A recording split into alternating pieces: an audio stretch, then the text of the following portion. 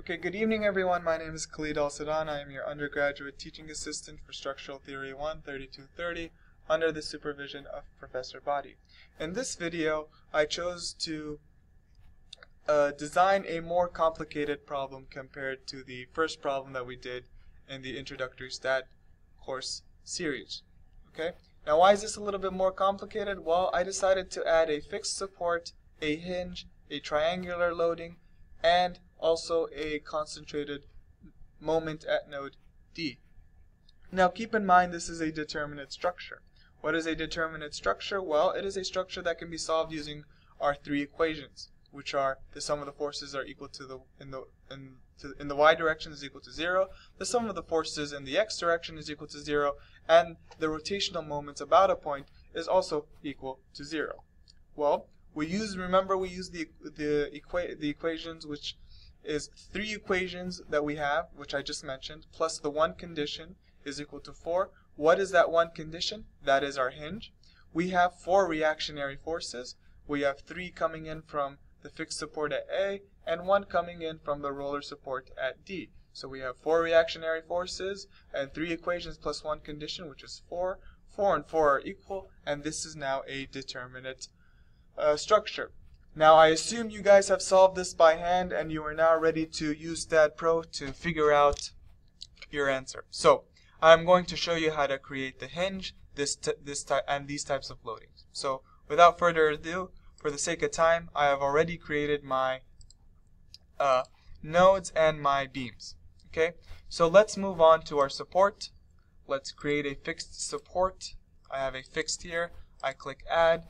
Let me create my roller support. Remember I go to fixed, but a roller support can move in the x direction, the z direction, and the rotational directions, but not in the y direction. So right now I have a roller support.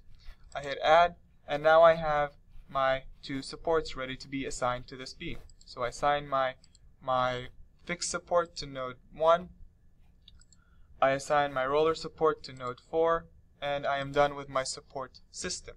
Now keep in mind I've already assigned my materials for this beam, and also if you guys want to check the distances between your node just to make sure you're correct, you can always click this button which says display node to node distance. You can click node 2 to 3. I believe this should be 6 feet, and there you go, we have 6 feet, and in the problem we have 6 feet, therefore we are confident in our dimensions. Okay, if you want to undo this, it's simple. You basically click again on these 2 nodes and it goes away, and unclick this, and you can do it for node 1 and 2, node 2 and 3, and node 3 and 4 just to check your dimensions. Okay, so let's begin by creating the hinge for this beam. So to create a hinge, we go to our commands. Okay, when we go to our commands, we go to member specifications and we go to release. Okay, now remember, a hinge basically allows rotational movement at a certain point in the in the beam. So if I click release, I come up with this box. Now I have this location box. Okay, this location box basically gives me 2 options, start and end. Start means that it's going to assign the hinge at the start of the beam connected between 2 nodes. If I click end, it's going to assign the hinge to the end of the beam that is connected to 2 nodes. I am going to show you the 2 ways to do this, but ultimately it is your preference. Okay, let's start with our start. Remember, because we're dealing in a 2D plane, we can check this, which means it can move in the z direction. It can move definitely in all the rotational directions. I check this, I click add, and let me add another one, but instead of start, I'm going to make it end. So let me close this, let me go to commands, let me go to member specifications, release, let's click end. Remember, check these. I click add, and now I have one that's at start and one that's at end. Okay, so remember, start means that it's going to assign it to the start of a beam connected between 2 nodes. So if I click assign, and I click this beam, it's basically going to assign it to node 2. Okay, so I click on this. As you can see here, I have a small blue circular hinge over here. Although there is a distance between these two, it's basically just means that it's showing me that there's a hinge. Okay, because if it's so close to node 2, there's a good chance I might miss it and might over assign something. But now I know that this hinge is close to 2, it is assigned at 2. Now let's use the end. If I say I use end, right, and it says assigning, and let's say I click node beam 3 to 4, it's going to assign it to the end of that beam, so at node 4. So I click here, and as you can see here, it assigns it to the end. But if I were to do this, ultimately my beam would become indeterminate, and also I don't have a hinge at node 4. So without further ado, let's get rid of that. So I can just say, I can delete that, say OK, and now I have it removed, and now I am good to go. So I hit close, and now let's begin creating our loads and definitions. So General tab, I go to my loads and definition, I go to my load case details, I click add. I like to keep it at load case 1. Let's click add there, let's close it, let's go to load case 1, let's add. And now we are ready to begin assigning our loads. Now I want to start with the concentrated moment at node D. Now in which direction is this concentrated moment turning? It is turning in the counterclockwise direction. Now the counterclockwise direction is positive in STAAD.Pro. So I go to nodal load, I go to my, and it's rotating about the Z direction because you can see here that we're looking at it from the Z direction. So it's gonna turn around that Z axis. So it's counterclockwise. I hit positive. It's positive 5. Remember, no negative. Negative is if you're going in the clockwise direction. I click add, and as you can see here, it pops up into my load case 1 subtab. Let's go to our triangular load. We have this triangular load acting over a member BC. So member load. Now it's not a uniform force. Why? Well, let's see. I start at 1.5 kip per foot, and it gradually or linearly decreases. Therefore, it is not uniform.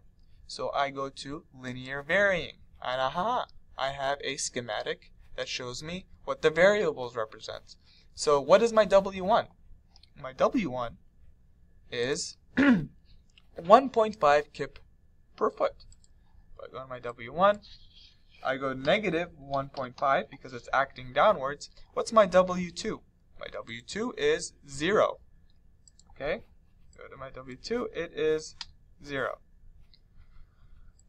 Once that is done, we are ready to assign. Now keep in mind, this is not asking me the distance. Why? Because it is a member load. A member load already takes into account the distance of that member. So when I assign this, basically I'm going to have a triangle that's going to look like this. Okay? So I click add, and it appears in my load case box, and I click close. Now let's assign these two loads. I click on my first load.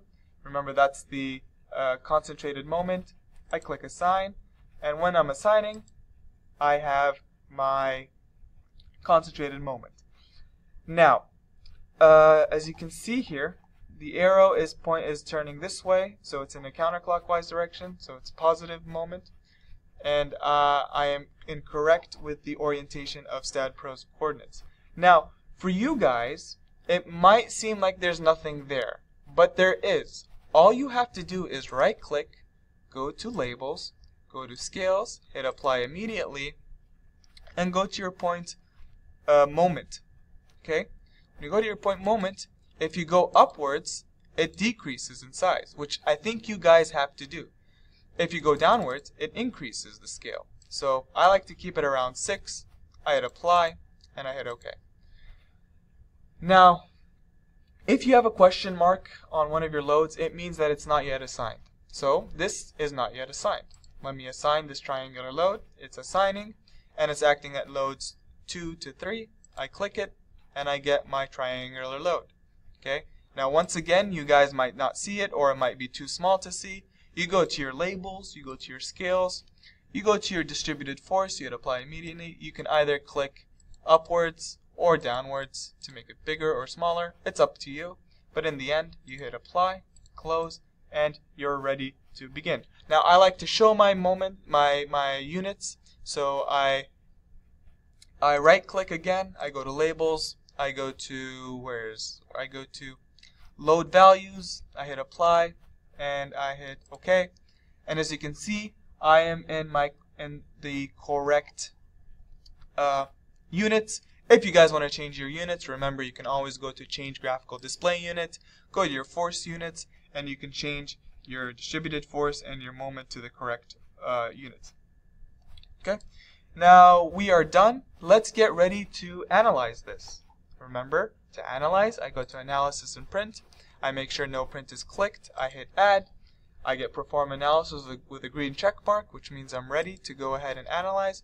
I go to analyze, I run analysis, I save it, and I have 0 warnings and 0 errors. I am good, and I hit done. I go to post processing. I make sure this is selected. I hit apply. I hit OK. Again, this screen, it will automatically give me the deflection line. I don't like that. Now I enjoy, seeing my bending moment diagram, which is the moment about the z-axis. And once again, when I click that, it does not show me a very good scale drawing. So I right click, I go to labels, I go to scales, I go to results scales, and I apply immediately just so I can see it. And let's see, I'm in the bending in the z direction. If I increase, it goes smaller. If I decrease, it will increase the diagram for me. I hit apply and I hit close, and right now I have my bending moment diagram. If I want to view the values, remember I go to results, I go to view values, beam results, and I have my bending box over here. I like to click ends, and when I click OK, I click close. As you can see here, I have my bending at the fixed support. It's 0 at the roller support, and it's also 0 at the hinge support. So if I zoom in a little bit, this is actually over here, but because STAAD.Pro wants to show me that there's a hinge at this point, this is correct. This is what a hinge does. It releases the moment. There is no restraint against the moment. So it allows it to rotate. So that's why it's 0. If I want to overlay the shear force diagram, I can increase it here. Sorry, I can click this button over here and I can get rid of this. Again, if you want to increase the scale of this, you can go to labels, you can go to scales, the shear in the Y direction. Make sure you hit apply immediately. If you click downwards, you can increase the scale of the drawing. You hit apply and click OK. And to view the values, you go to results, view value, beam results, shear, unclick this, annotate, and there you go. And there you go. You have your shear force diagram like this. If you want to see your reactions, you have a convenient reaction tab over here. You click this part, and now you have your reactionary forces over here. And I hope that clears a lot of the issues about hinges and applying a triangular load and a concentrated load. Once again, I am making these videos based on my experiences and my colleagues' experiences when we took this class.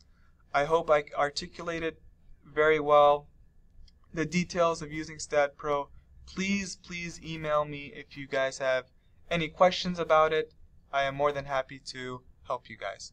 Thank you very much and good luck, and I hope these videos have been foundational to your STAAD.Pro career. Thank you so much, and good luck.